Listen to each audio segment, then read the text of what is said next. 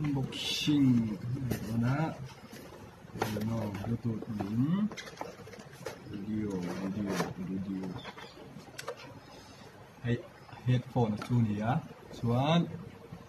thim va hay headphone chu ni a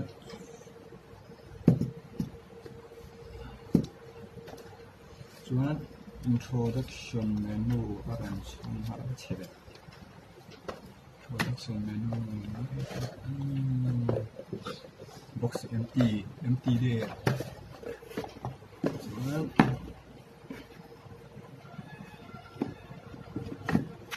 hay hi cable hi chhom ha la chuan adapter chhom tel lo ni chuan Bluetooth ania chuan Bluetooth lo kon angai thak theya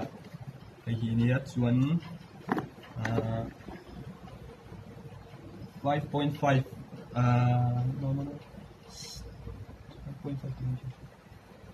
3.5 mm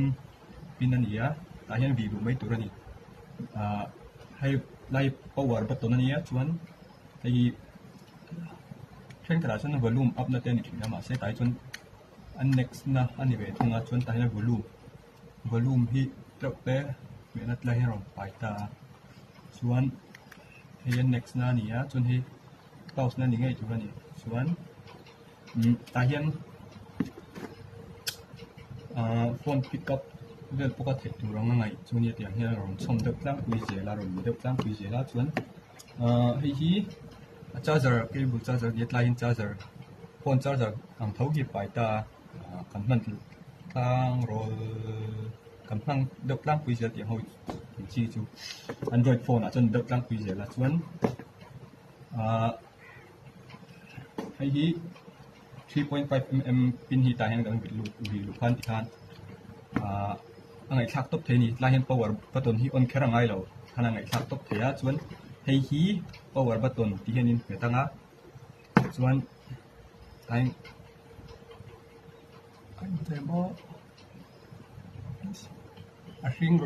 Paul ron phedem det te hi ti hian on ti nan ta ngai thak kin i me ro ngai thani chuan moi doin power on ti ron sei me am chuanin connect tiang vel kha chu har salo ta Bluetooth in onanga setting ai lu tanga set khani mai Bluetooth ni hilin se na video vel in se ni tiang khan mai ma lai do tiang thau khani mai awesome tu chuan Bluetooth hian ka test to chuan Bluetooth hi thawak lawa sound asei hene ne chuan high watt pai kha ain on don ta sound hi thale ni chuanin a battery tlo hle me Bluetooth ka man to zinga chuan la tlo berang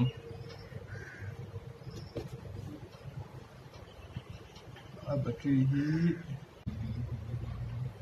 mi ti ve la phang top thei ni charge lawin man charin ni phang top theiang chuan du to vi phot meng ni danga karon la ti le do ni dang